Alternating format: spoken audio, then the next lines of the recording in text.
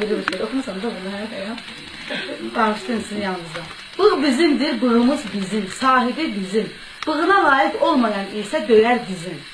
Bir bığımız, xəncərimiz, sözünü deyib səngərimiz, bığsız bizim nə vətənimiz.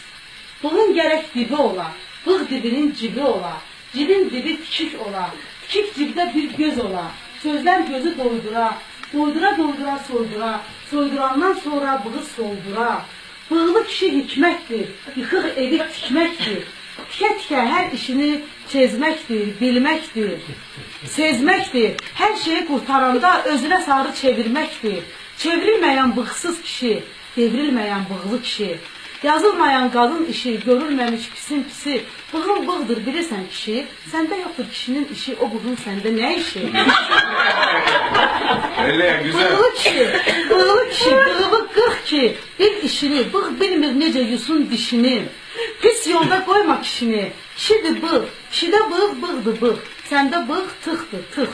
Tıx birisi də balıqda olur, balıqın üstündə. Səndə bığ tıxdır, tıx.